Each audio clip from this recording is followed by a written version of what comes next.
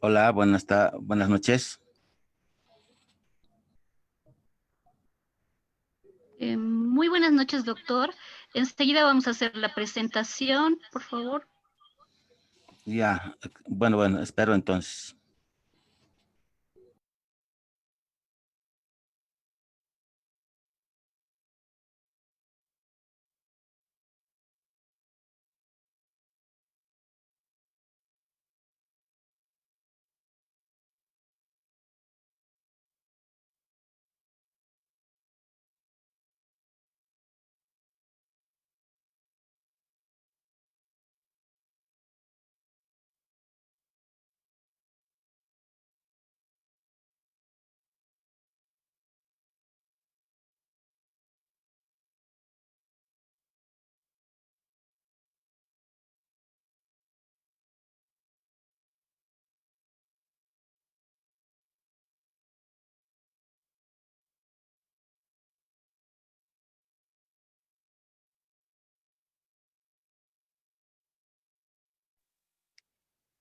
Buenas noches, queridos asistentes.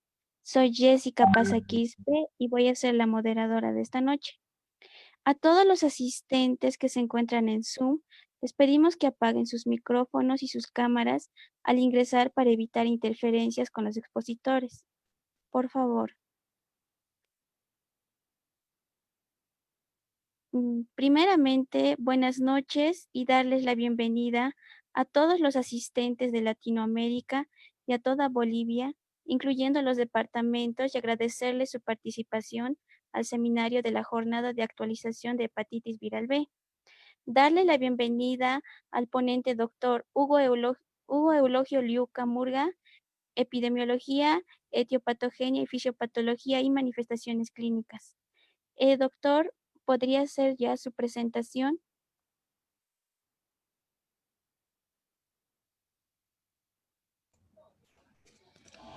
Buenas noches, distinguido auditorio, estudiantes de la Universidad Pública del Alto.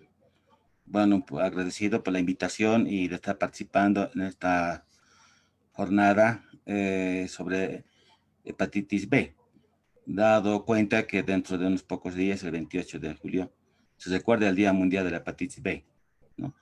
Bueno, ahora estamos viviendo un contexto de una pandemia por el coronavirus, ¿no? Todos estamos metidos en ese problema, pero no dejamos, ¿no es cierto?, de lado otras enfermedades que también nos interesa ver. Y hay muchas otras patologías que no solamente el coronavirus, ¿no? Recibe toda nuestra atención, ¿no? Y esta oportunidad creo que es la segunda vez que estamos participando en unas jornadas diferentes a conmemorar, ¿no?, el Día Mundial de Lucha contra la Hepatitis B, ¿no? Bueno, entiendo que este seminario está dividido en dos etapas, ¿no? Una primera parte que me corresponde la vamos a nosotros tomar desde el punto de vista epidemiológico, clínico y algo de laboratorio, pero justificado, digamos, una base netamente de aspecto microbiológico, ¿sí? Bueno, vamos a compartir, a ver la pantalla.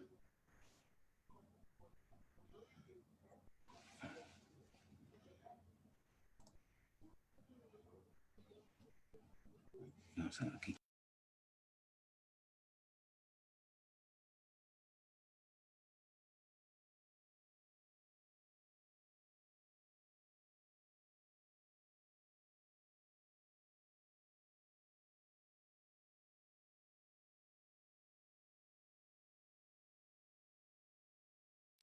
Bueno, ahora creo que ya están viendo en pantalla, ¿no es cierto?, la presentación. Sí, doctor, se ve. Perfecto, entonces gracias. Vamos a empezar, ¿ya? Bueno, las hepatitis en general pueden ser causadas por muchos factores, ¿no? Entre ellos la de tipo viral. Se han estudiado muchos tipos de virus, ¿no? Y principalmente los más importantes agrupados con el rótulo de virus hepatotrópicos o hepatótropos, ¿no? Y otro pequeño grupo de virus que se han llamado no hepatótropos, es decir, no de entrada como afección primaria a nivel del hígado, ¿no?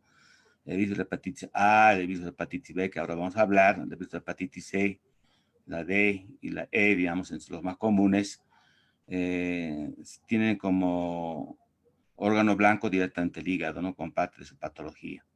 Pero no por eso todos los demás tipos de virus dejan de afectar el hígado, ¿no? Por ejemplo, el virus de la mononucleosis infecciosa, de la fiebre amarilla, la rubéola, el citomegalovirus, los enterovirus pueden llegar a tener una afección a nivel hepático en el transcurso de su fisiopatología, ¿no? Pero también, aparte de las hepatitis virales, las hepatitis pueden, digamos, también corresponder a una causa, digamos, poco conocida o desconocida, ¿no? Como son las hepatitis autoinmunes. O también ser causados por exposición a medicamentos, sustancias tóxicas, ¿no? Entonces, son hepatitis de origen tóxico. Bien, eso como preámbulo. Ahora vamos a abocarnos digamos, desentrañar un poco en detalle lo que es la hepatitis B, ¿sí? Bien, en cuanto a su epidemiología, ¿no?, se presenta en personas de cualquier edad y más frecuentemente entre los 15 y 30 años, o sea, casi en la etapa productiva de la vida, ¿no? Y bueno, no hay una prevalencia de tipo estacional, se presenta durante todo el año. La forma de contagio es de tipo sérico o parenteral, ¿sí?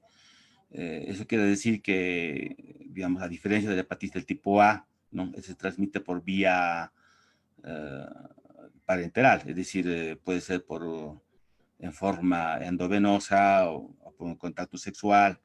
Entonces, eso es lo diferencia de la hepatitis del tipo A, ¿no? el 85% de los pacientes pueden pasar de forma desapercibida, ¿ya? Y pueden curar de forma espontánea. Y el 15% lamentablemente suelen progresar de una forma subclínica y a veces maligna. Y de estos el 1 al 2% puede progresar hacia la muerte, ¿no? Igual que cualquier otra enfermedad, ¿no? Hay un buen porcentaje de casos asintomáticos y que además tienen una evolución benigna y espontánea. O sea, no todo el que hace hepatitis B y se contagia va a tener un curso, digamos, maligno, ¿no? O perjudicial para su salud, ¿no? Eso se dice a un pequeño porcentaje, pero sigue siendo importante, ¿no?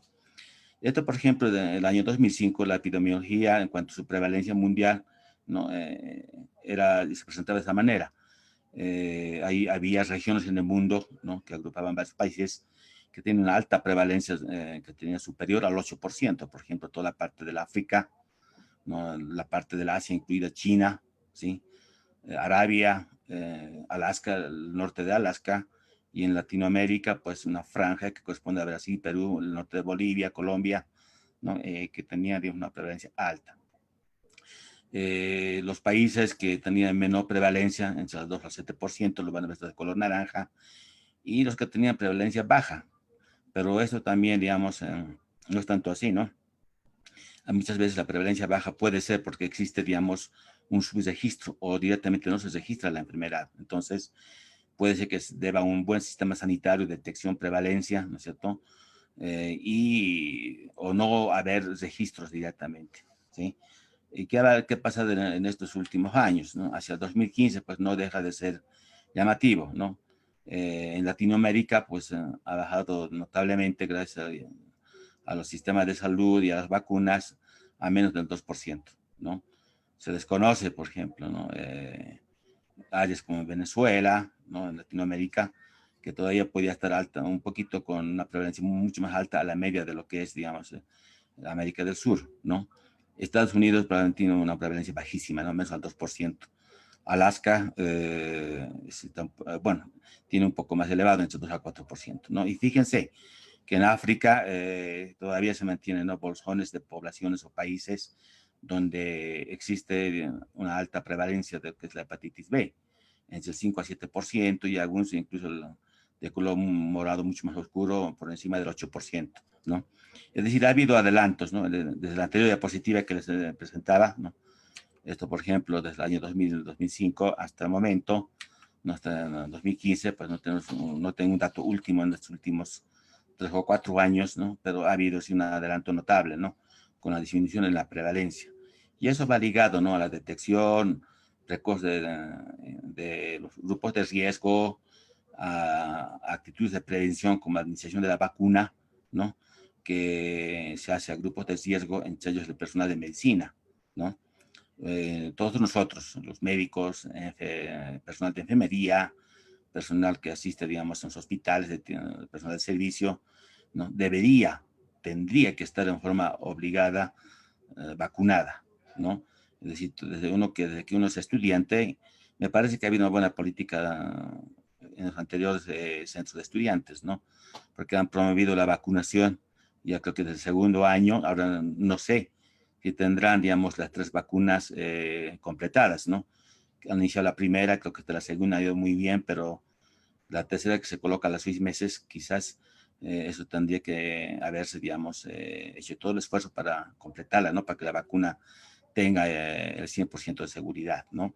Entonces, la política como es el promover la educación, promover la vacuna, controlar grupos de riesgo, se ha bajado notablemente, ¿no? Lo que es, digamos, la prevalencia de esta enfermedad, ¿no? Y bueno, como ustedes pueden ver en ese cuadro pequeño, ¿no?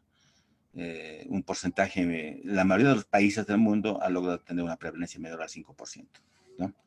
Bien, no deja de ser importante este otro cuadro, ¿no? Donde si bien la hepatitis a nivel mundial ha tenido un ligero incremento, eso es debido también es importante considerar su asociación a la coinfección con hepatitis, con el virus de la inmunodeficiencia humana, ¿no?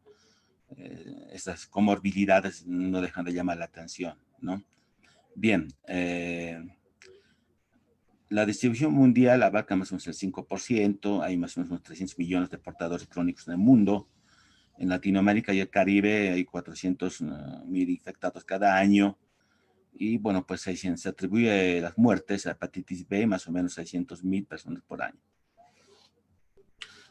Bueno, vamos a un poquito desglosar la parte de la microbiología, que es importante conocerla, ¿no? Tanto para el diagnóstico, el manejo de los marcadores virales es muy importante, ¿no? Todo médico general, ¿no? Desde luego ya de los especialistas en gastroenterología, medicina interna, ¿no? Deben perfectamente manejar esta parte de lo que es la microbiología, porque la estructura antigénica de estos virus se correlaciona netamente con la interpretación de los resultados del laboratorio que se va a manejar para el manejo de estos pacientes, ¿no? Bien, estos virus pertenecen a la familia Hepadnaviridae, al género Orthohepatnavirus, ¿no? Y bueno, la especie es el virus de la hepatitis B, ¿no? Bien, a diferencia del virus de la hepatitis A, ¿no? Este virus es un virus tipo DNA, ¿no? Tiene doble tira y circular. Es un virus que tiene una cápside de tipo icosaédrica, como ustedes pueden ver ahí en los esquemas, ¿no?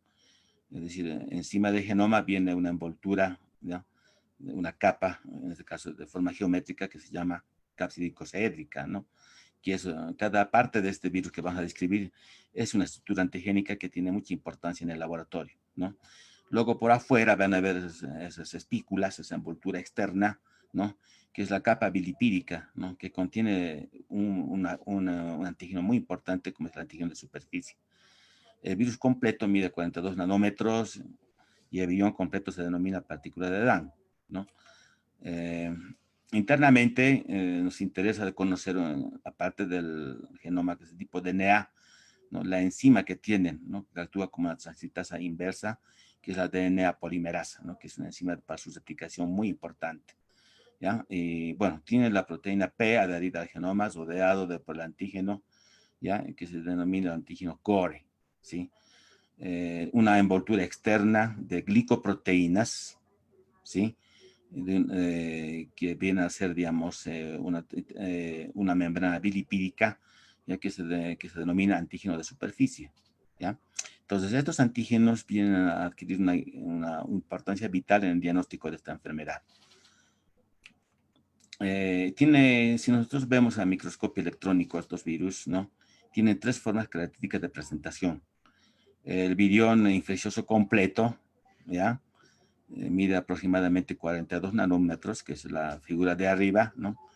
Es un virión infeccioso completo porque tiene el genoma en su interior, ¿no? Está el DNA presente, su enzima, ¿no?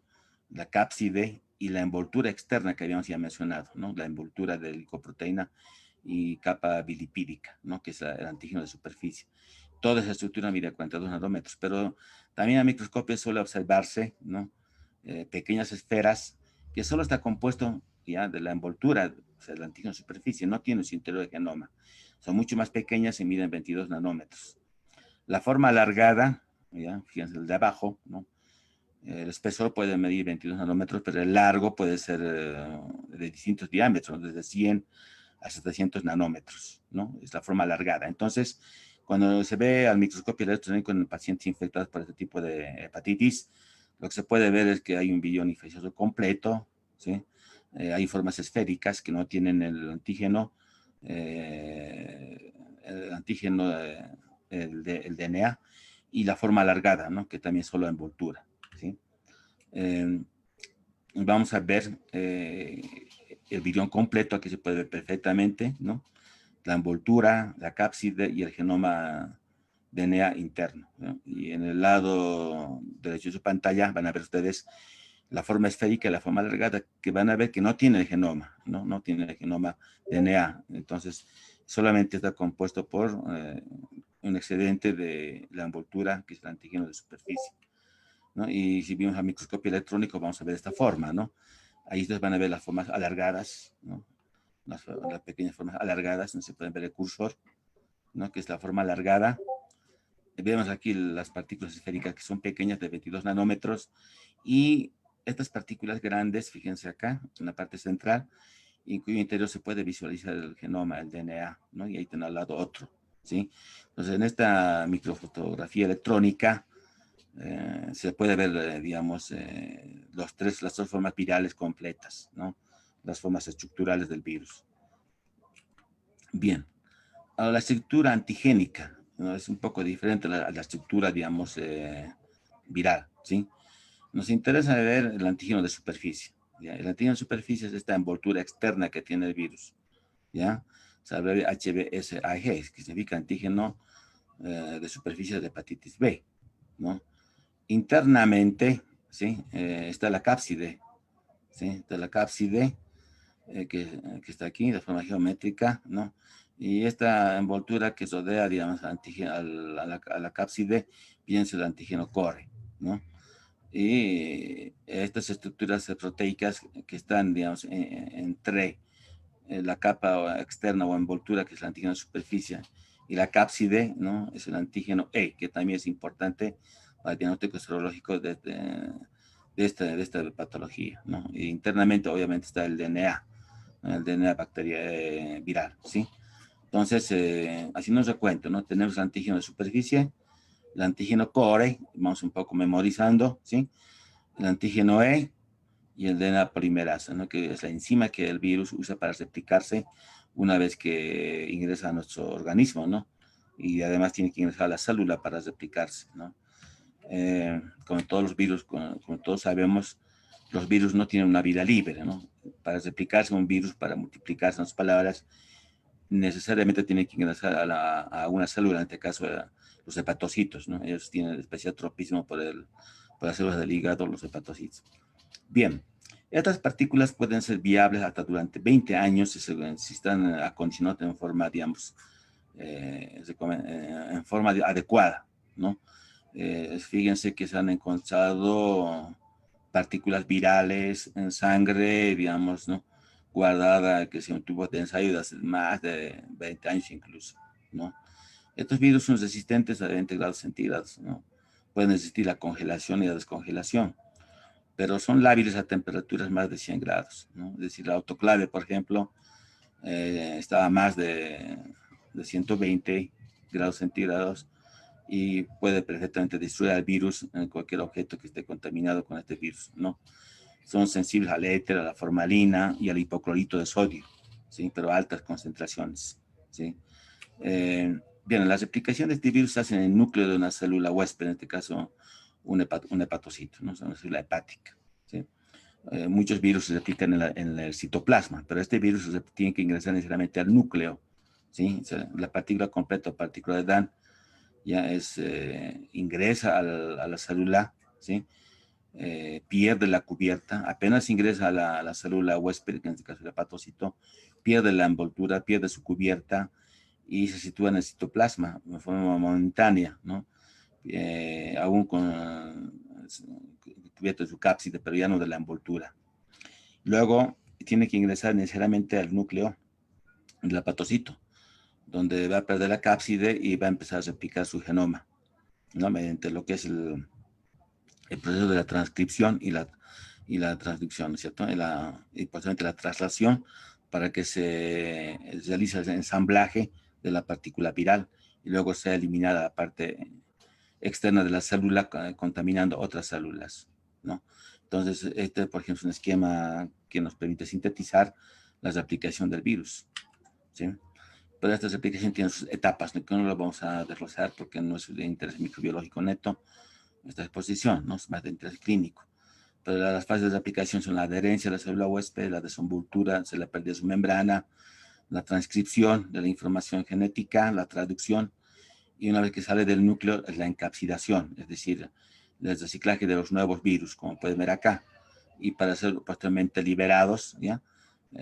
Partículas virales completas hacia el exterior de la célula para que infecten nuevamente otras células que son, digamos, las células del hígado, ¿no? Bien, respecto, digamos, a la forma de adquirir esta enfermedad, a las formas de transmisión, ¿no? Generalmente se da por la exposición a sangre o fluidos corporales, ¿ya? Y otras formas son las relaciones sexuales y también es importante la transmisión perinatal o vertical. cuando hablamos de sangre o fluidos corporales contaminados, nos referimos a la transfusión de sangre, ¿sí? Actualmente es un poco posible esta forma de transmisión, ¿no? Todos sabemos que en los bancos de sangre se realiza laboratorio para identificar, ¿no? Portadores de hepatitis B, VIH, citomegalovirus, ¿no? Es decir, son 7 o 8 enfermedades que se detecta en toda sangre que una persona va a donar. Entonces, la transmisión por transfusión de sangre es muy poco probable, ¿no? Antes sí hubo muchos casos de transmisiones masivas por sangre, pero actualmente no. La saliva es otro medio con el cual se puede viabilizar partículas virales y ser el medio de contagio. La leche también, ¿no? Mediante la leche se puede transmitir hepatitis viral B. Y bueno, pues el otro fluido corporal es el semen, ¿no? Y las secreciones vaginales. Y eso hablamos prácticamente de las relaciones sexuales, ¿no? Que van a facilitar esta transmisión. El líquido amniótico, la exposición al líquido amniótico también, ¿no? Cuando muchos colegas o futuros colegas que están en su internado atienden los partos, ¿no? Y si la madre es portadora de hepatitis B, pueden contaminarse al atender un parto, ¿no? Las drogas, los inyectables, ¿no? Como los drogadictos, las afeitadoras, compartirlas es de alto riesgo cuando uno, digamos, es portador de hepatitis B. Los tatuajes, las perforaciones o piercings, ¿no? Que muchos de ustedes les gusta hacerse, si ese instrumento no está esterilizado, no está desinfectado, puede transmitir hepatitis B. Los procedimientos médicos también, todos los que son de invasivos, ¿no? Si no se ha desinfectado bien el instrumental médico, si estamos haciendo un procedimiento invasivo, puede ser de alto riesgo para la persona que está siendo sometido a un procedimiento médico, ¿no? Ya habíamos dicho que por la presencia del virus en semen y en secreciones vaginales, las relaciones sexuales son una importante forma de transmisión.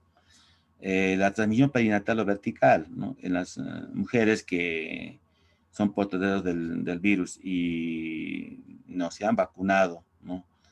Y se embarazan, puede ser posible la transmisión de madre e hijo, ¿no? Se llama transmisión perinatal o vertical. Bien, otro tema importante son los accidentes de laboratorio, ¿no? Si comparamos, por ejemplo, un accidente en el cual existe el riesgo de contaminarlos con el VIH o con la hepatitis B, ¿no? Realmente la diferencia es notable, ¿no? El riesgo de infectarse por hepatitis B es mucho más alto, en promedio llega hasta el 15% y en algunos casos hasta 40%, ¿no? Es decir, comparado, por ejemplo, con el riesgo de transmisión de VIH, ¿no? Con los que trabajan en el hospital, por ejemplo, cuando existe un accidente por pinchazo, en el cual ahí hemos estado tratando previamente a un paciente, ¿no? Y no sabemos su serología, pues más pensamos en VIH, no estamos asustados por contagiarnos VIH, pero en realidad debemos estar asustados por contagiarnos hepatitis B, ¿no? Porque es más fácil contagiarse hepatitis B en un accidente de laboratorio que VIH. Fíjense, el riesgo de adquirir VIH por una aguja contaminada, como accidente en un lugar de trabajo, es de 0,3 a 0,4%, ¿no? Entonces es bajísimo realmente, ¿sí? Y eso cuando hablamos de agujas, ¿no? Agujas contaminadas. Pero si existe un contacto mucoso con sangre contaminada, pues baja mucho más, o sea, donde no hay pinchazo, simplemente en contacto, ¿no? Al 0,05%, ¿no? En resumen, cuando sufrimos un accidente en laboratorio o en sala o en alguna labor, digamos, de tipo asistencial, donde hemos usado una aguja y, digamos, nos hemos pinchado accidentalmente, pues es más fácil contagiarse de hepatitis B que VIH, definitivamente. ¿Sí? Por eso es que todos los estudiantes, desde que son estudiantes en segundo año máximo, primer año sería mejor, ya deberían estar vacunados con hepatitis B, ¿no? Ya deberían llegar a área clínica, hacer su internado y, bueno, como es una protección de por vida, ya deberían tener su vacuna completa, ¿no? De manera que cuando hagan su internado y trabajen con profesionales no tengan ningún riesgo, ¿no? De exposición a este tipo de accidentes. Bien, el periodo de incubación es largo y tiene un inicio insidioso, es decir, nada claro, ¿no? Se calcula que el periodo de incubación es de 50 a 180 días, es decir, No es que yo me vaya a contagiar, digamos, hace 2 días y a los 3 días ya voy a estar con síntomas. No. Puede transcurrir de 50 a 180 días, fíjense cuántos meses son, ¿no es cierto? En que yo recién ya pueda, digamos, presentar algún síntoma, si voy a ser sintomático, ¿no? Porque también hay de forma sintomática, es decir, pese a haberme contagiado la hepatitis, puedo estar cursando de forma sintomática y no manifestar los síntomas que voy a mencionar a continuación. Si voy a ser sintomático, puede presentarse hasta después de 2 meses los síntomas recién, después de que me he expuesto. Es decir, no hay forma de saber antes de eso si voy a o no, si me he contagiado o no. Eso puede ser, por ejemplo, hasta casi, no, hasta los 6 meses incluso, no puede durar esta etapa, digamos, de incubación. Ahora, hay dos formas de presentación clínica una vez que se producen los síntomas. No puede haber una infección aguda, ¿ya? Y posteriormente presentarse una infección crónica, ¿sí?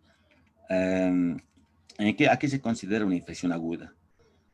Se considera a partir del momento de contagio, o sea, el momento en que me he expuesto, ¿ya? Y durante los siguientes 6 meses, y sea hasta que acabe toda la etapa del periodo de incubación, ¿no? Es decir, en esa etapa debería haber presentado los síntomas que caracterizan la hepatitis B, ¿sí? En esta etapa, ¿no?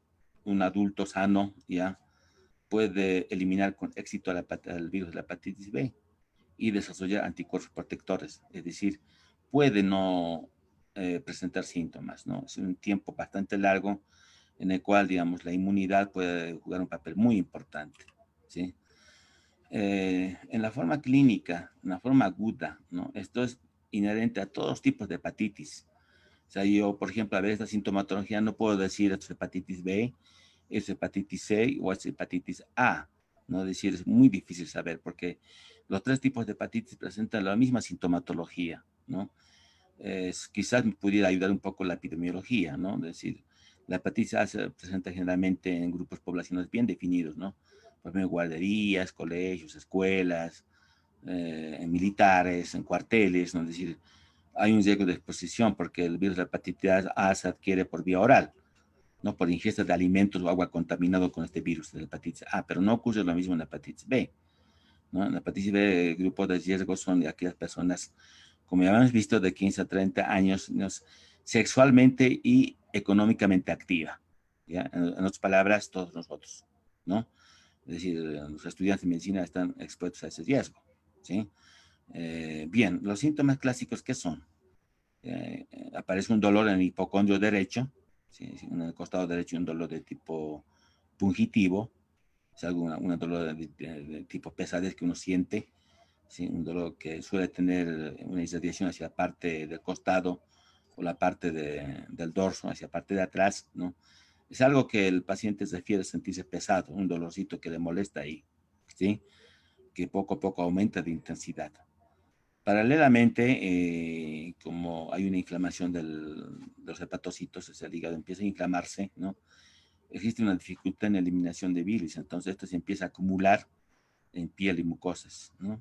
Entonces las escleras claramente, como pueden ver en la foto, se empiezan a teñir de un color amarillo intenso, de amarillo canario, ¿no? Es decir, un amarillo bastante notable, ¿no? Esa es, digamos, la forma más fácil de diagnosticar una hepatitis, ¿no? Ver las escleras del paciente, ¿sí? Porque en la piel muchas veces nos puede confundir, ¿no? Muchas personas atribuyen a la anemia, por ejemplo, como ictericia, ¿no? Pero en realidad son presiones anémicas medio amarillentas, pero la esclera es clásicamente amarillenta, amarillo canario en este tipo de pacientes, ¿no? Como es una infección, existe un malestar general, puede haber cefalea y fiebre superior a 38 grados, ¿no? Y otro aspecto llamativo, aparte del dolor en el costado derecho y de las escleras teñidas de amarillo, ¿no? Es la coluria. ¿Qué es la coluria? No es nada más que la hipercoloración de la orina, ¿no? O sea, fíjense en los tubos de ensayo, ¿no? La orina normal y la orina colúrica, ¿no? Si la presencia de bilirrubina en orina, ¿no? Como decía, hay una acumulación, ¿no? de de bilirrubinas, ¿no? En el suero, que se deposita en piel y mucosas y también se elimina por orina. Entonces vamos a ver una orina oscura, achocolatada, ¿no? A veces como la Coca-Cola cuando el cuadro está en su pico, en su momento más álgido, ¿no? Entonces, si nosotros estamos sospechando, tenemos que preguntar al paciente, ¿no? Y preguntar, ¿está haciendo orinas oscuras? Entonces, si nos dice que sí, pues debemos comprobarlo. No hacemos que el paciente orine en un frasco transparente limpio y vamos a ver la orina prácticamente oscura. Entonces, estos son criterios clínicos con los cuales podemos llegar a sospechar una hepatitis. Obviamente no vamos a poder decir jamás, ¿no? Si es hepatitis A, B o C, ¿no? Porque la hepatitis C es igualito que la hepatitis B, ¿no? Se presenta casi en la misma digamos, grupo poblacional, en el mismo grupo de riesgo, ¿no? Y es muy difícil darse cuenta si es hepatitis B o C. Fíjense ahí ustedes, ¿no? La ictericia se nota claramente en las escleras de este paciente. Si ven ustedes en el cuadro, en la foto del centro, fíjense una mano normal, ¿no es cierto? Y una mano amarillenta de la hepatitis, ¿no? Esto pasa cuando la bilirrubina se empieza a acumular y sube más del 2.3 miligramos por decilitro, ¿no? Si, digamos, está menos de esta cantidad de bilirrubina en sangre, pues no. Generalmente no se traduce en ictericia, ¿no? Entonces, esas son, digamos, las condiciones clínicas que nos debemos ver, ¿ya?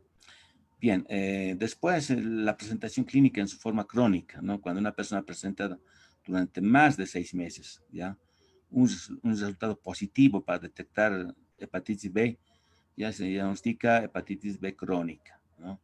Hasta los 6 meses puede resolverse o puede volverse crónica. Hasta los 6 meses de la etapa aguda y luego posteriormente la etapa crónica, ¿sí? La infección crónica de la hepatitis B puede persistir de por vida, es decir, puede llegar no a desaparecer. ¿No? Por eso es la importancia de la vacuna, ¿no? En todo personal de salud, desde uno que es estudiante, porque cuando más imperito es cuando es estudiante, ¿no? El estudiante está aprendiendo, entonces muchas veces se ponen nerviosos, se pinchan con la aguja, o durante una curación en emergencia se están haciendo sutura y se pinchan el dedo. Y eso ocurre a veces incluso con gente experta, ya profesionales, ¿no? Cirujanos, por ejemplo, que han estado operando cirugía de abdomen en pacientes con ictericia, ¿no? Y pues se han pinchado con la aguja y luego han hecho hepatitis del tipo B, ¿sí? Entonces eso se ha visto en algunos cirujanos, ¿ya? Entonces si el cirujano hubiera estado vacunado, pues por más de que se hubiera pinchado, pues no hubiera adquirido hepatitis B, ¿no? Entonces dense cuenta, ¿no? Que es una forma de alto riesgo de conocer hepatitis B, el hacer actividades médicas de tipo curación o sutura, ¿no? En pacientes de los cuales no sabemos si su serología es positivo o negativo, ¿sí? Bien, el resultado de la infección crónica con hepatitis del tipo B varía desde la recuperación completa, o sea, puede dar una curación completa, hasta la evolución de hepatitis crónica. Y esto puede llevar a lo largo del tiempo a una cirrosis hepática y posteriormente a un carcinoma hepatocelular. Es decir, mucha gente que ha empezado contagiándose de hepatitis B ha hecho la etapa aguda, como ya hemos visto con todos los síntomas clásicos de hepatitis, luego hace la hepatitis crónica, ¿sí? Y lamentablemente un pequeño porcentaje de estos pacientes, no todos, un pequeño porcentaje, ¿ya? Hace cirrosis hepática, es decir, una forma fibrótica del hígado, donde ya no tiene vuelta atrás, y así es reversible la cirrosis, ¿no? Y esto puede convertirse en un carcinoma, o sea, un cáncer hepatocelular, que prácticamente va a acabar con la vida de ese paciente, ¿sí? Y acá podemos ver las distintas etapas, ¿no es cierto?, de la cirrosis hepática, ¿no? O sea, un hígado sano, la parte de arriba, un hígado infiltrado graso, ¿no? Ya con fibrosis y finalmente con cirrosis, ¿no? Y este ya es un hígado cirrótico, es un hígado empequeñecido, ya no uniforme ni grande, sino es un hígado arrugado, para que ustedes entiendan, y además tiene múltiples granulomas, ¿no? En su superficie. Es un hígado totalmente, digamos, destrozado, ¿no? Si hacemos patología, una histopatología de este tejido hepático, vamos a ver, por ejemplo, hepatocitos hinchados, ¿no?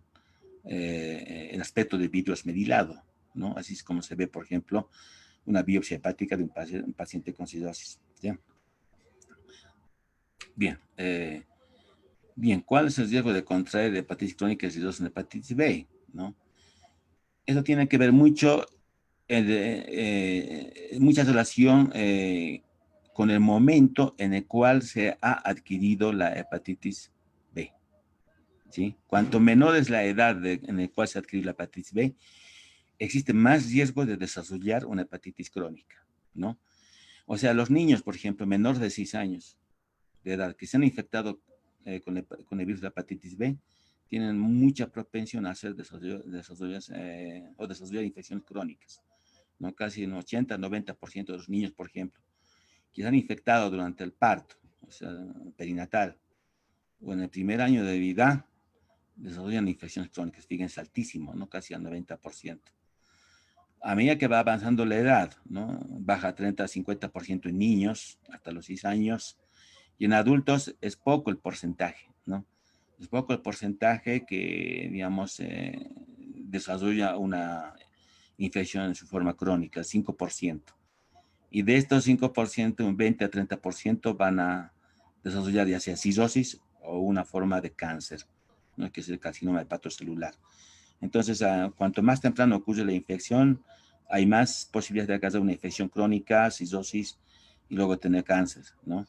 Bueno, los estudiantes de medicina, los muy jóvenes, ¿no? Si se infectan en etapa temprana de su vida, pues sí, ¿no? Tienen un riesgo alto de desarrollar una cirrosis hepática o un cáncer de hígado, ¿no?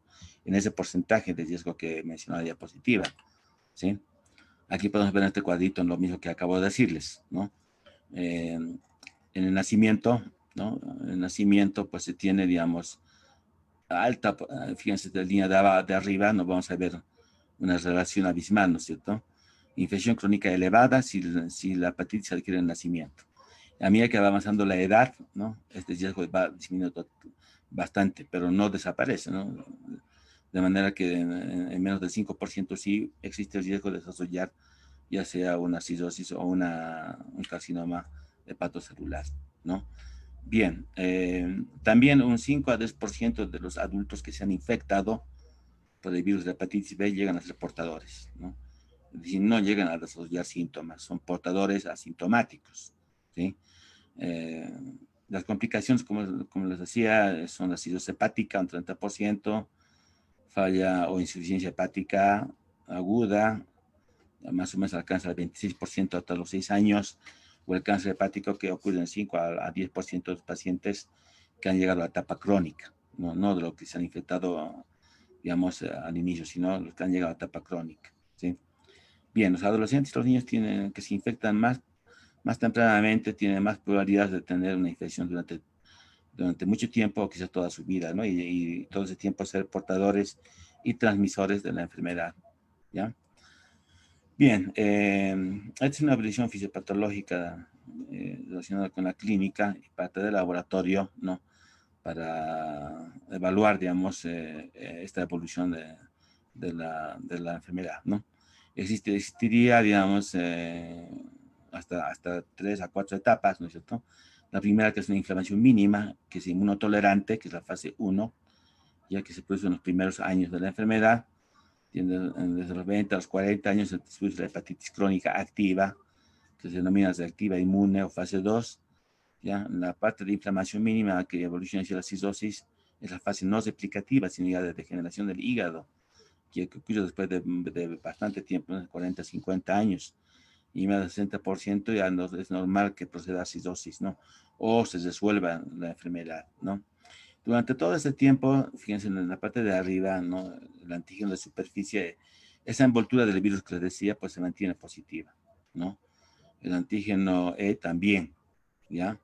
Ahora, otros laboratorios o marcadores de inflamación hepática como la transaminasa alanino transferasa, ¿no? Fíjense ustedes, puede estar en un nivel determinado y luego elevarse, ¿no? En la parte desactiva inmune, ¿no? Y luego tener pequeñas elevaciones. El ADN viral va decayendo, ¿no? Pero ya durante la tercera fase ya no se puede detectar, pero ya se ha producido el daño, ¿no? El daño hepático, el tejido cirrótico, ya se ha producido, ¿sí? Bien, vamos a ver otro cuadro, donde vamos a definir los marcadores virales, ¿no? Solamente voy a mencionar desde el punto de vista microbiológico, porque en la siguiente disertación seguramente van a ver el diagnóstico correcto que se hace utilizando estos marcadores virales, ¿no? Los marcadores virales detectan, digamos, directamente partes del virus, ¿no? Y también se puede detectar la respuesta inmunológica que se produce mediante los anticuerpos, ¿no? Es decir, en una reacción serológica podemos nosotros detectar el antígeno viral, ¿ya? Este que es un antígeno de superficie, antígeno core, antígeno E, y la respuesta inmunológica que desarrolla nuestro organismo contra el virus, ¿no? O sea, los anticuerpos. Se produce, como cualquier otra infección, anticuerpos de tipo inmunoglobulina M y inmunoglobulina G, ¿no? La importancia del antígeno de superficie de la hepatitis B, ¿no? Está presente tanto en infección aguda y crónica, ¿no? Si nosotros detectamos más de 6 meses este marcador en un individuo, ya lo podemos catalogar como un portador de una hepatitis B crónica, ¿no? Es decir, este antígeno no desaparece, ¿no? Persiste durante toda la vida. Los anticuerpos anticore, ¿no? Pueden ser de tipo IgG o de IgM, ya es una respuesta inmunológica, ¿no es cierto? Entonces nos marcan igualmente el momento, ¿no? La IgM siempre va a ocurrir en una etapa aguda, ¿no? Se va a detectar una etapa en fase aguda o temprana. Y la inmunoglobulina G, como toda enfermedad, ¿no es cierto?, que desarrolla, digamos, una respuesta inmune, nos va a indicar cronicidad, ¿no? La inmunoglobulina, si encontramos valores elevados de inmunoglobulina G anticore, entonces, pues, vamos a poder establecer que es una enfermedad, digamos, que está cursando en el momento indicado, ¿no? Ya sea aguda o crónica. La detección del antígeno E es un indicador de infección activa y de replicación activa del virus. Entonces, este antígeno nos marca esa situación, ¿no? El DNA viral, la detección del DNA y cuantificación ya es una excelente forma de monitorizar el grado de replicación viral, aunque no se lo hace frecuentemente, ¿no? Más que todo medimos los primeros 3 marcadores virales y los anticuerpos. Bien, este es un cuadro que resume la parte crónica, ¿no es cierto? La infección crónica, que puede desarrollar una falla hepática aguda, cirrosis o cáncer de hígado, ¿no? Y posteriormente la muerte. El diagnóstico de laboratorio se basa en la sintomatología clínica y en presencia de enzimas hepáticas en sangre y en las aminotransferansas, la AST y la ALT, las bilirrubinas, la albúmina, el tiempo de protrombina, que son, digamos, laboratorios de rutina que se hacen en un hospital. O en la detección de marcadores virales, ¿no? Los marcadores virales, ya se ha mencionado, ¿no es cierto?, cuáles son. Son los antígenos del virus, ¿no es cierto? Entonces, seguramente la forma de interpretarlos lo van a ver con el siguiente expositor. Este cuadrito nos sirve, por ejemplo, para ver cómo, digamos, es la evolución, digamos, de los marcadores virales en el transcurso del tiempo, ¿no? O sea, en los meses que ocurre después de la exposición, ¿no? En esta etapa 1, por ejemplo, van a ver ustedes que existe, digamos, una concentración activa, ¿no es cierto?, del antígeno de superficie. Decae un poco, pero nuevamente se eleva de una manera ya persistente y definida, ¿no es cierto? Y una pequeña caída, ¿no?, en la cual seguramente no se podría detectar este antígeno de superficie, es el periodo de ventana, ¿no?, donde es un periodo engañoso que nos puede creer falsamente que ese paciente no ha sido expuesto al virus de la hepatitis B. Pero si hacemos una serología dentro de unas semanas, 2 o 3 semanas, puede que salga positivo, ¿no es cierto? Entonces, este periodo de ventana a veces nos crea falsas expectativas, ¿sí? Los anticuerpos, por ejemplo, anticore, presentan, digamos, una elevación persistente. No tiene esa caída, fíjense, no es un periodo de ventana, ¿no? Entonces, es importante determinar los anticuerpos anticore, ¿no? HB core, ¿no? Y los anticuerpos, digamos, antígeno de superficie, pues tiene este periodo de ventana, ¿ya? Bien, eso es referente, por ejemplo, a la evolución de la presencia y la cuantificación, ¿no?, de los antígenos o marcadores virales, ¿no? Entonces, cuando hablamos de una etapa clínica, hay un periodo de incubación, hay el pródromo de la enfermedad aguda, ¿no? Y esta es la convalescencia, ¿no es cierto?, temprana y la tardía, ¿no? Entonces, fíjense, en la etapa tardía, ¿no?, lo que podemos medir, ¿no?, el antígeno core, ¿no?, antígeno los anticuerpos, ¿no?, anticore, antígeno de superficie y anti-E, ¿no? Entonces, son los marcadores que podemos interpretar en diferentes etapas de la enfermedad, ¿sí? Bien, los síntomas se presentan solamente en estas primeras 4 semanas, luego desaparecen, ¿no? No es necesario hacer un tratamiento, aunque sí es necesario para evitar, digamos, las situaciones posteriores, ¿no? Pero lo que me refiero es que, digamos, cuando se presenta la etapa aguda clínica, ya con ictericia, coluria, dolor abdominal, fiebre, ¿no? Estas suelen autolimitarse, ¿no? Al cabo de unas semanas. Se limitan y desaparecen. Pero lo que persiste son los marcadores, ¿no? Los marcadores virales, tanto los antígenos mismos y los anticuerpos. Bien, entonces esto es un poquito, siempre vamos a memorizar para que no quede mucha duda, ¿no? El antígeno de superficie es la envoltura externa y se forman anticuerpos contra este antígeno. Entonces, ambos son marcadores virales, ¿sí? El antígeno de superficie y su anticuerpo, ¿ya? El antígeno core, ¿no?, que es, digamos, que está por dentro del antígeno de superficie, que corresponde a las proteínas que están dentro, ¿sí? Pueden detectarse como antígeno core o también detectarse sus anticuerpos, ¿no? La inmunoglobulina M y la inmunoglobulina G, que son dirigidos contra antígeno core, ¿no? Lo mismo el antígeno E, ¿sí? El antígeno E, que está internamente situado en el virus, ¿no? Y también se puede medir su anticuerpo, ¿no? Anticuerpos antígeno E, ¿no es cierto? Y el DNA polimerasa, que no se lo cuantifica mucho en la práctica clínica, ¿no? Pero sí nos permite igualmente medir la evolución de la replicación viral, ¿ya?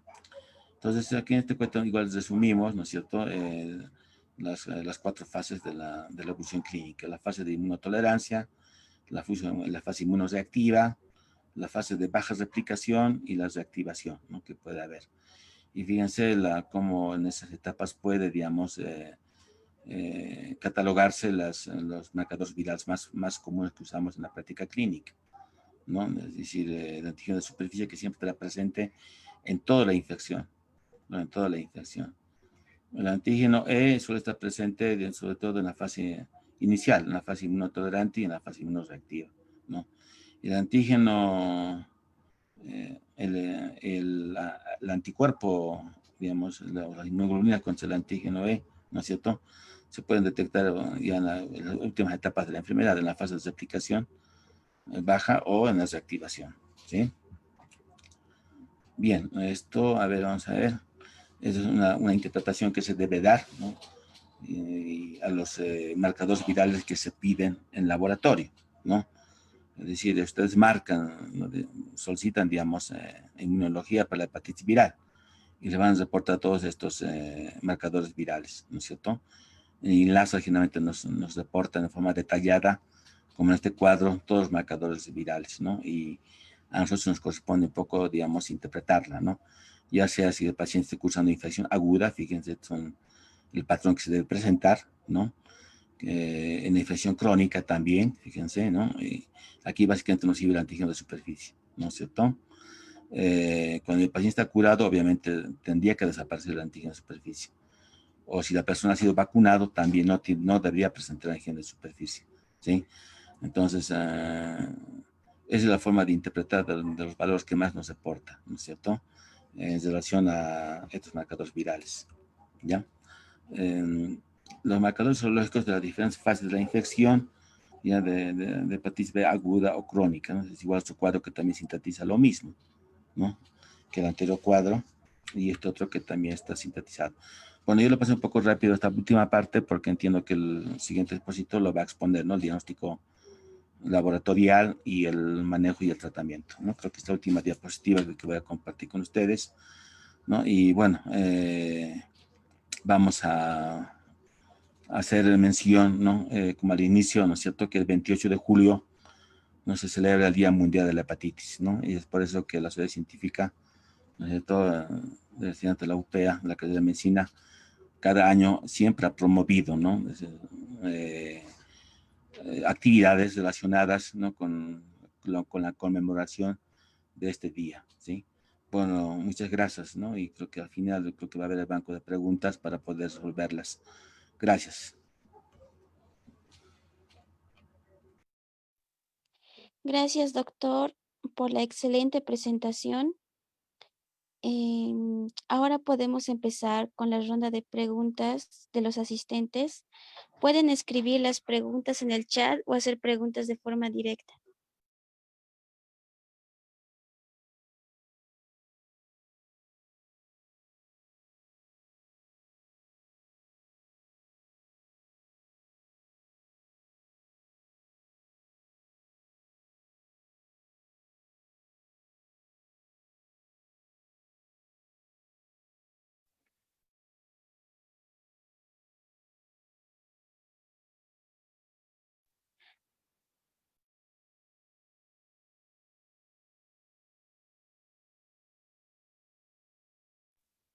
¿Alguien tiene alguna pregunta o alguna duda antes de culminar esta sesión?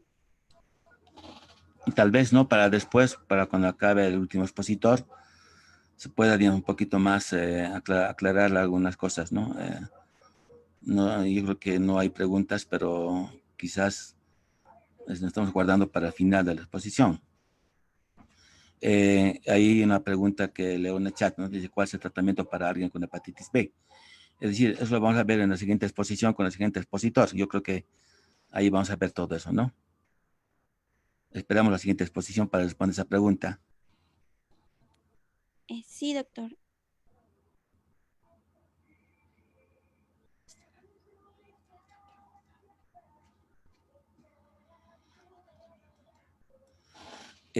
¿Alguna pregunta relacionada, digamos, con la parte que acabamos de exponer, ¿no? Entiendo que la inquietud sí, ¿no? Una vez que hemos sabido la clínica, ¿no? La forma de cómo se presenta y se complica en etapa tardía, cuando no hemos sido vacunados, entonces la inquietud crece, ¿no es cierto?, por el tratamiento que vamos a hacer. Pero yo diría, más que tratamiento, ¿no? Debemos prevenir, ¿no? Y la prevención básicamente es educación y vacuna, ¿no? Es decir, no vamos a esperar a tener esta enfermedad para poder, digamos, tratarla, ¿no? La clave es no tener la enfermedad, ¿no? Ahora, de hecho, como una buena noticia que todos deben saber, ¿no es cierto?, es que todas las personas menores de 5 años, ¿no es cierto?, desde hace unos más o menos unos 10 años han sido vacunados contra la hepatitis B. Es decir, los hermanitos de ustedes, ¿no es cierto?, quizás ustedes mismos, los hermanitos de ustedes, por ejemplo, ya están vacunados. Es poco probable que tengan hepatitis B, porque ya se ha asociado esa vacuna en la pentavalente, ¿no? Como su nombre indica, pentavalente, son 5 vacunas, ¿no? Son 5 vacunas que se administra ya en el menor de un año, ¿sí? Y ahí está la hepatitis B. Pero antes de ese tiempo, ¿no? Quizás ustedes mismos, y yo, por ejemplo, estoy mucho mayor que ustedes, no hemos sido vacunados, digamos, en la niñez contra la hepatitis B, ¿no? Es decir, no había la pentavalente. La pentavalente recién se ha introducido hace unos años y gracias a Dios, ¿no? Ya protege contra la hepatitis B. Los que somos mayores de 40 años, ¿no?, para arriba, no hemos recibido la vacuna de la hepatitis B junto con la pentavalente. Entonces se ha tenido que acudir a una vacuna posterior, ¿no? Particularmente quien les habla, ¿no es cierto? Así, su primera vacuna contra hepatitis B lo ha recibido cuando era estudiante de medicina, ¿no? Y en segundo ciclo, por ejemplo, cuando era interno de medicina. Y bueno, pues entonces con esos 2 ciclos de vacunas y por ahí un refuerzo cuando estaba ya trabajando como médico internista en el hospital, donde me desempeño en esa actividad, ¿no? También ya me ha hecho ya, digamos, resistente, ¿no?, a la infección. Entonces, la preocupación sería que para los organizadores, ¿no?, como algo útil de esta charla, de esta primera parte, ¿no?, que promuevan a la gente que está ingresando a segundo año a que tengan la primera dosis de la vacuna, ¿no? Y después de un mes vendría la segunda dosis y después de 6 meses la tercera dosis. De manera que cuando lleguen a internado al área clínica, donde tengan que manipular pacientes, o sea, heridas, curar heridas, suturar heridas, atender pacientes, y con el riesgo de infectarse por la hepatitis B, pues estén protegidos, ¿no? Entonces, eso, por ejemplo, ya se inició el año pasado, creo, o el año pasado también con el anterior censo de estudiantes, se hizo todo las primeras 2 dosis. Ahora ignoro yo porque al final del año debía corresponder la tercera dosis. Ignoro si se ha colocado, ¿no? Habría que preguntarles a ellos, ¿ya? En relación a la pregunta que dice Lucía Paredes, ¿no? ¿Cuáles son las complicaciones de enfermar con hepatitis B para personas que tienen otra patología como cáncer, neumonía o enfermedades renales? Obviamente, de por sí, ¿no? Los portadores de cáncer de cualquier tipo o ser enfermos renales crónicos, ¿no? Que estén ya en diálisis, ¿no? Tienen pues la inmunidad ya comprometida, ¿no? En ellos existe más propensión a que la forma crónica se presente con mayor porcentaje, ¿sí? Entonces, una persona que está cursando con un cáncer de mama, digamos, o un cáncer de próstata, o un cáncer, no de hígado, sino de otro tipo, cáncer gástrico, digamos, ¿no? Tiene más propensión de que si es portador de hepatitis B, ¿no? Se activa la forma crónica y termina, por ejemplo, desarrollando una cirrosis, ¿no? Existe mucho más propensión. Hay otra pregunta de Lucero Marcela Vargas, ¿no? Que dice, ¿qué pasa cuando no se cumpla con la segunda dosis de la vacuna? ¿Se vuelve a comenzar el esquema? Ahí está la respuesta, ¿no? Se tiene que volver a comenzar la primera dosis. Es decir, una sola dosis no protege, ¿no? Pues, si no sería una sola dosis, ¿no? Si el esquema sería una sola dosis, como la vacuna, por ejemplo, contra el rotavirus o de la BCG, incluso esos tienen su dosis de refuerzo, ¿no? La BCG se coloca una sola vez en la vida, al nacimiento, ¿no? En el hombro. Entonces, ¿qué se cree? Con eso ya podríamos proteger contra la meningitis tuberculosa y con la tuberculosis miliar, ¿no? Pero cuando hablamos de hepatitis y cuando hablamos de otras vacunas que son de 2 a 3 dosis, siempre se debería completar. Es decir, una sola vacuna no sirve. Entonces, recomendación para la compañera que pregunta sobre la necesidad de completar las vacunas. Sí, hay que completarlas, pero de forma correcta, ¿no? Tenía que empezar de cero. Volver a colocar la primera, la segunda dosis al mes y la tercera a los 6 meses. Bien. Juan José Mamani, las pruebas serológicas para hepatitis B. Algo he adelantado yo, ¿ya? Las pruebas serológicas básicamente se basan en la estructura viral, ¿no? del virus, ¿no? O sea, si ustedes han estado atentos a la exposición, ¿no es cierto? En la primera parte, en la parte inicial de la exposición, hablé de los antígenos virales, ¿no es cierto?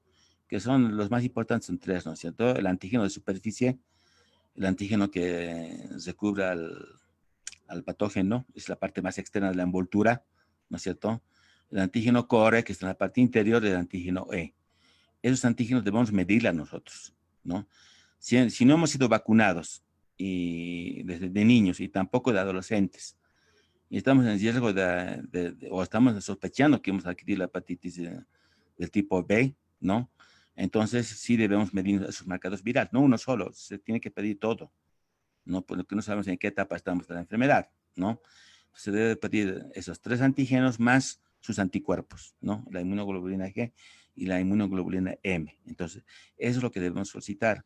El INLASA, por ejemplo, cuando solicitamos marcadores virales y anticuerpos, nos hace toda esa batería que he mencionado, ¿no? Nos hace toda esa prueba y pues uno tiene que ir en ayunas, tomarse la muestra de sangre y después de 2 a 3 días nos manda el resultado, ¿no? Y lo tenemos que interpretar nosotros, ¿no? Y lo bueno es que el INLASA, por ejemplo, en su hoja de resultados nos manda a veces en la parte posterior la interpretación ya en tabla, solamente hay que leerla nada más y comunicar al paciente y adoptar una conducta, ¿ya?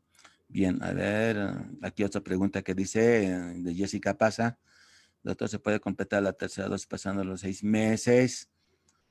Habría que ver en qué contexto, ¿no? Es decir, por ahí sí, si no pasa mucho, pero generalmente con las 2 primeras dosis sí podría estar ya en un buen porcentaje, digamos, con buena protección, ¿no? En cuanto a anticuerpos, pero lo ideal siempre es completar a los 6 meses, ¿no?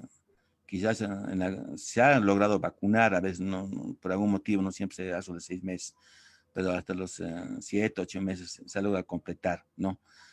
Ahora, efectos de eso no sabemos, ¿no? Pero ya debe estar protegido.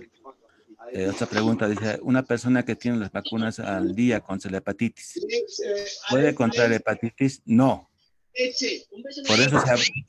Por eso se ha vacunado, ¿no? Dice Daniela Tintaya, ¿no? Una persona que tiene las vacunas al día contra la hepatitis, supongo B, ¿no es cierto? ¿Puede contraer hepatitis? Por supuesto que no, la hepatitis B no va a poder contraerla, porque ya está vacunada, ¿sí? Pero, ojo, al principio presenté un cuadrito, ¿no es cierto? No solamente la hepatitis B, son bastante comunes la hepatitis A, sobre todo en la niñez, en la infancia.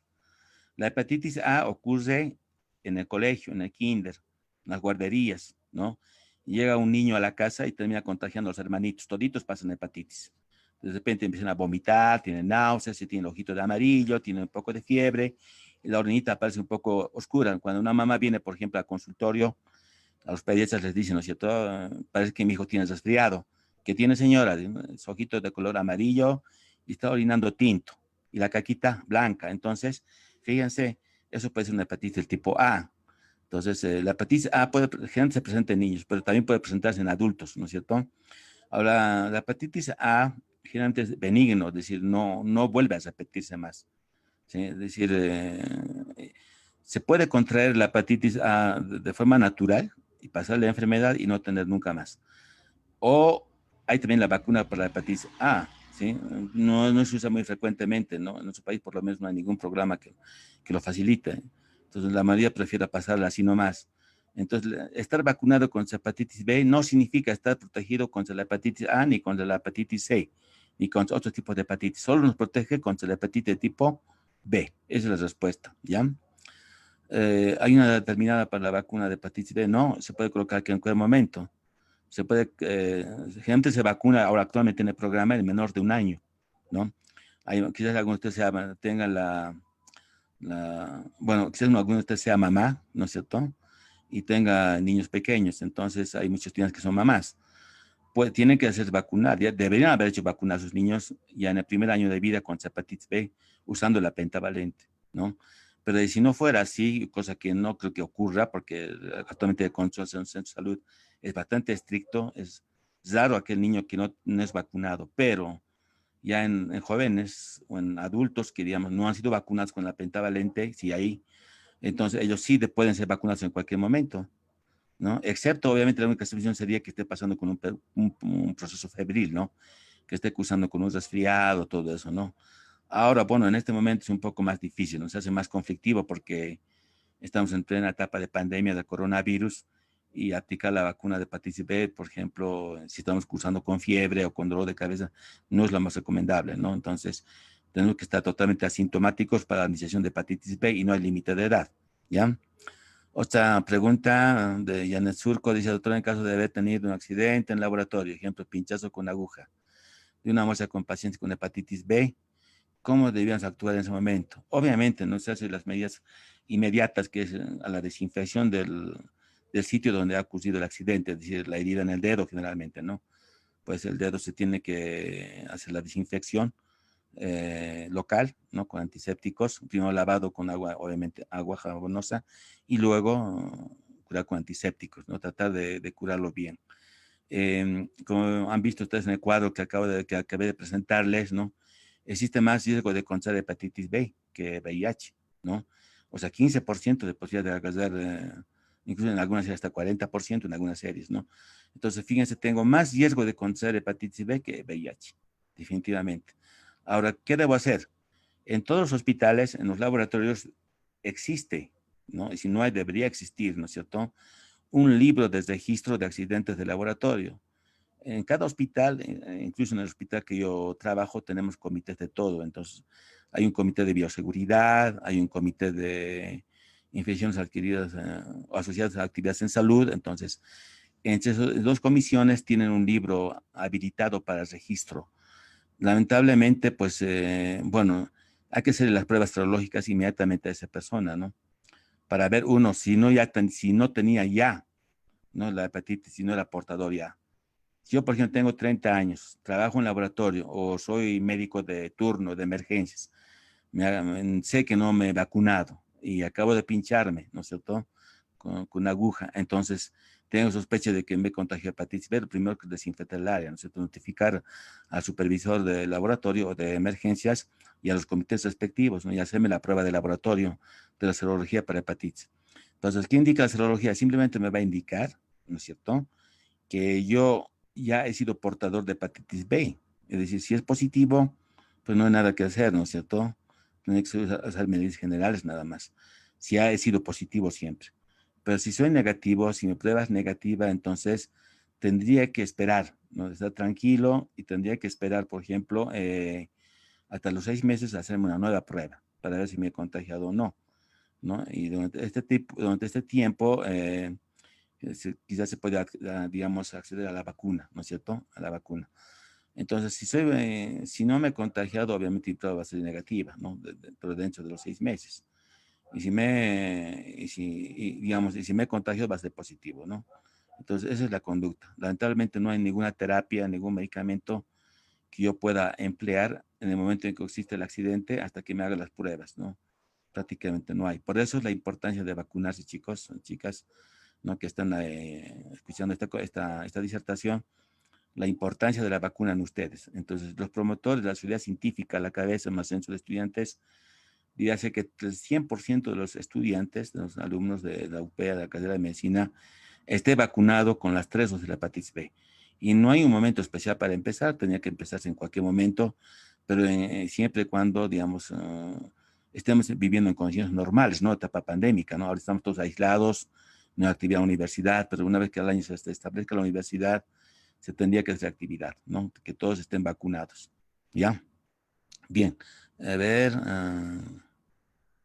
dice, vamos a ver, hemos respondido. ¿Hay signos o síntomas patognomónicos que diferencian una hepatitis B de una hepatitis A? No. Pregunta Shirley Becky Caballero, ¿sí? No, no hay. Pues le decía al principio, todas las hepatitis tienen la misma cara. Están amarillos, canarios, están las escleras teñidas de amarillo, la lengua también, las mucosas igual, todo el abdomen, si se fijan, está de un color amarillento, la orina es de color oscura, colúrica, ¿no? Las heces son de color blanco, sobre todo en los niños, pero esto, por ejemplo, es un patrón general a todo tipo de hepatitis, ¿no? Es decir, no hay forma de saber, no hay nada que pueda diferenciar la hepatitis aguda, clínica, con síntomas. En la hepatitis A, en la hepatitis B y en la hepatitis C y en las demás hepatitis es igual, no hay forma de diferenciar. Y no haríamos laboratorio, ¿no? Por ejemplo, en el sarampión, el único signo patognomónico que es altamente reconocible, o en la rabia, por ejemplo, los cuerpos de Negri, y en el sarampión las manchas de Koplik, ¿no es cierto?, en los carrillos, ¿no es cierto?, son los únicos que en la medicina quizás podrían decirnos esto es sarampión y esto es rabia, pero en cuestión de hepatitis no hay, ¿ya? Bien, desde ahí otra pregunta, Alicia Cordero. Doctor, un niño de 5 años que tuvo hepatitis y cumplió con su tratamiento, que tiene que ser vacunado. A ver, un momentito. Un niño de 5 años, había dicho que los niños tienen propensión por tener hepatitis de tipo A, ¿ya? Porque consumen helados, alimentos elaborados, digamos, de forma artesanal en el colegio, digamos, o en la escuela, o en las guarderías, entonces suelen contaminarse en grupos pequeños, ¿no?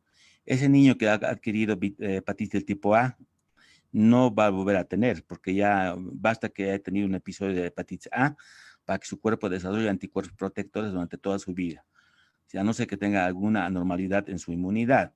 Entonces, los niños que han presentado hepatitis del tipo A, no B, solo el hepatitis tipo A, porque es el grupo poblacional más afectado, ¿no?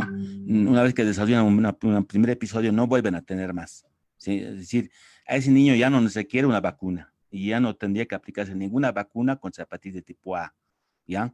Entonces, es suficiente con que haya pasado su primer episodio y ya tiene anticuerpos protectores. Ahora, un niño con hepatitis B, la única forma de explicación tendría que haber sido que haya ocurrido la transmisión en forma vertical, o sea, madre-niño, ¿no? Que la madre haya transmitido el virus, una madre no vacunada, una madre portadora de hepatitis B, durante el embarazo o en la etapa perinatal haya contagiado al niño la hepatitis tipo B. Entonces, en ese caso, pues tampoco ya amerita la vacuna, ¿no? Simplemente habrá que, una vez que alcance la cronicidad, habrá que hacer un tratamiento, ¿no? Que el doctor que viene posterior al mío va a explicar según el tratamiento de hepatitis B, ¿no? Las otras formas de hepatitis no son muy comunes, ¿no? Podríamos hablar de estos dos tipos de hepatitis, ¿ya? Entonces, ahora, un niño menor de un año supuestamente ya está vacunado contra hepatitis B y ya no tendría que sufrir hepatitis tipo B. O sea, vuelvo a aclarar, ¿no es cierto? No es lo mismo hepatitis A que hepatitis B. Ahora, un niño de 5 años que ha sufrido hepatitis A y ya tiene protección, lo va a tener siempre. Un niño de menos de un año que ya está vacunado contra hepatitis B ya no puede tener hepatitis B, ya no tendría que tener. A no ser que lo hayan pinchado nada más con una vacuna inactivada. Es decir, hay muchos casos que, habiendo recibido la vacuna correctamente, la administración, ya igual hacen enfermedad. Pero ¿en qué caso tendría que ocurrir eso? En que la vacuna esté inactivada, es decir, una vacuna expuesta al sol, una vacuna que no tiene un valor biológico o una mala administración técnica de la vacuna. Es decir, hay muchos factores que pueden hacer de que, a pesar de que el niño ha sido vacunado, no ha sido inmunizado, ¿no? Sería un caso raro. No existe, no es muy común verlo, pero puede ocurrir, ¿sí? Ese sería, digamos, los únicos casos en los cuales tendría que digamos, para haber esa posibilidad, ¿sí? Bueno, creo que no hay más preguntas, que estaban en todas las preguntas, traté de responderlas.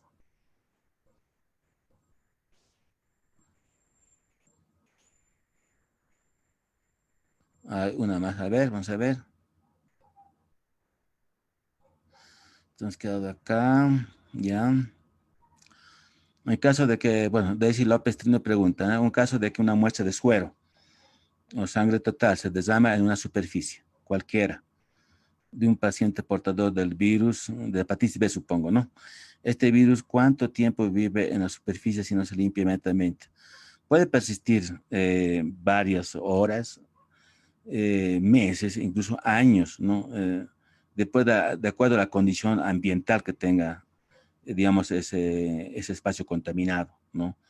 Si, por ejemplo, está, digamos, abierto a la exposición solar, no, a la limpieza constante, obviamente no va a sobrevivir, pero si está, digamos, ahí en la sombra, ¿no? En un grado de humedad aceptable, puede vivir hasta muchos años, no vivir, sino persistir, porque los virus no viven, no son seres vivos, ¿no?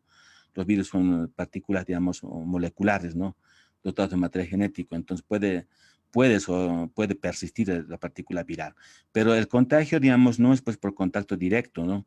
Si ustedes analizan las formas de contagio de adquisición de hepatitis B, ¿cuáles? ¿No es cierto? Exponernos directamente mediante una herida, tiene que haber una solución de continuidad, ¿no? En nuestra piel, ¿no? Tenemos que tener una herida para apoyarnos en un mesón para contaminarnos, ¿no? Pues la aguja es la que está contaminada y penetra en nuestra piel, ¿no es cierto? El uso de una jeringa o de una aguja de suero, por ejemplo, o de una afeitadora, ¿no? O de un elemento punzocortante como por ejemplo el bisturí o un elemento punzante para el piercing, ¿no? Si no están desinfectados, obviamente me voy a contaminar, ¿no? Pero si estás derramado la superficie, no, pues no es la vía de contagio, ¿no es cierto? La otra forma de transmisión, ¿cuál es? La vía sexual, ¿no es cierto? Tener relaciones sexuales con una persona infectada. Hay, digamos, muchos casos asintomáticos, es decir, no tienen síntomas y tienen, por ejemplo, antígeno de superficie positivo, o sea, tienen hepatitis B, pero, digamos, uno cuando se va a enamorar o se casa, ¿acaso le pide certificado de salud de que tiene hepatitis B? No, no, no, no es cierto. No, a nadie le pide para querer a una persona su certificado de salud. Entonces nos arriesgamos plenamente, ¿no? En otros países quizás, digamos, creo que hay un acuerdo prematrimonial donde te haces los exámenes que se transmitan por pareja y, bueno, si estás sano te casas, ¿no? Pero aquí en Bolivia no, pues no es a lo que agarramos, ¿no? Para que se llenen un poco, ¿no? Entonces, pero no te agarramos la pareja, sino agarramos también el VIH, agarramos, qué sé yo, agarramos la, la hepatitis B, todo eso, ¿no? Vamos a apurarnos un poquito porque estamos abarcando mucho tiempo para no perjudicar al siguiente expositor, ¿ya? En caso de inmunodeprimidos, ¿cómo se le puede ayudar con la hepatitis B? Tendría que vacunarse, ¿no es cierto? Tendría que vacunarse, siempre y cuando, pero se le haga la prueba y comprobemos de que no esté ya infectado con hepatitis B en su etapa crónica o asintomática. Entonces tendríamos que vacunarle, ¿no? Para que desarrolle anticuerpos protectores, ¿ya? Bien, a ver, no sé, vamos a leer una última pregunta y vamos a dejar las preguntas para el final algunas, porque también vamos a dar tiempo para que el siguiente expositor se dé su tiempo para poder explicar el tema que sigue, ¿ya? Que es la segunda parte de lo que es diagnóstico y tratamiento. Esta última pregunta. Doctor, ¿en la donación influye que el paciente haya acusado con hepatitis A? No. ¿Ya? Es decir, cuando un donante va a, digamos, al banco de sangre, ¿no es cierto?, para que le hagan los exámenes, porque es un requisito para donación, ¿no? No está contemplado la hepatitis A, porque, ¿qué les decía, no? De uno pasa del niño generalmente, a la vez de adulto, y desarrolla rápidamente anticuerpos protectores, ¿no? Es suficiente que el niño se haya infectado hepatitis B, haya pasado un tiempo y ya tiene anticuerpos protectores. Es decir, ni siquiera necesita ser vacunado ese niño con hepatitis A, ¿ya? Entonces, no se hace la prueba directamente. ¿Está bien? Y yo creo que aquí vamos a ver, no sé, creo que es el último comentario. A ver, su tiempo de vida, tengo entendido, hasta 42 horas, sí. Pero asistir, exacto. Muchas gracias. Deberíamos pedir como acuerdo pre-Maximiliano, tiene razón. Bueno, creo que sí. Necesitamos, si viviéramos en un país, digamos, mucho más adelantado, donde exista la coherencia sobre lo que es nuestro estado de salud, debíamos hacerlo, ¿no? Porque para evitar contagiarnos de VIH, todas las enfermedades que se transmiten por vía sexual y que a veces no tienen cura, generalmente, no si somos portadores, ¿no? Que el VIH todavía no tiene un tratamiento definitivo, ¿no? El hepatitis B tampoco, ¿no? Hasta una hepatitis C tampoco, mucho peor, ni siquiera tiene tratamiento. Entonces, prácticamente sería lo ideal, pero estamos viviendo en otro país, en otro contexto, ¿no? Gracias. Ahora sí lo cesamos, esta exposición y estas preguntas han sido un poco largo. Espero no perjudicar al siguiente expositor, pero creo que hemos tratado de responder todo. Bueno, ahora sí nos despedimos, chicos, hasta una siguiente oportunidad que haya posibilidad de volver a presentar un tema. Muchísimas gracias, doctor Liuca. Ha sido un placer para la sociedad científica poder contar con su presencia en esta ponencia. Bueno, lamentablemente comunicar a todos nuestros asistentes que nuestro segundo expositor no va a poder estar presente, ya que él está trabajando también en el Hospital Los Pinos de la ciudad de La Paz y tuvo un caso de emergencia justamente. Lo llamaron a último momento y no va a poder estar presente para continuar la ponencia, por lo cual vamos a retransmitir la segunda parte de la jornada de hepatitis para el próximo sábado de 3 de la tarde a 5 de la tarde. Se va a transmitir igual por los mismos medios, les vamos a estar comunicando aquello. Agradecemos al doctor Liuca por su excelente ponencia, nos ha ayudado muchísimo para celebrar también este día, ¿no? de lucha contra la hepatitis viral B. A todos los asistentes que están en Facebook, que están en YouTube, muchísimas gracias. Hemos tenido algunas dificultades técnicas con YouTube, pero vamos a volver a subir el video completo otra vez para que lo puedan ver las imágenes correctamente.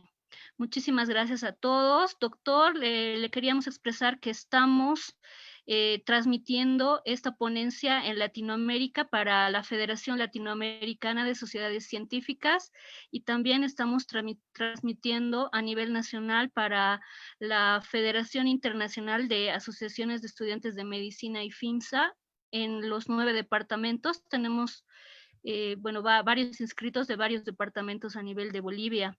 Muchísimas gracias, doctor, por su excelente ponencia. Y bueno, muchísimas gracias a todos los asistentes que han estado presentes en esta jornada. Les agradecemos mucho y por favor, la próxima semana vamos a continuar con la jornada de hepatitis viral.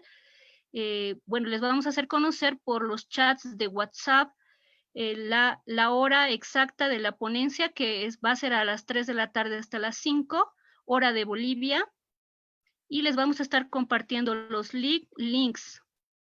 Muchísimas gracias a todos.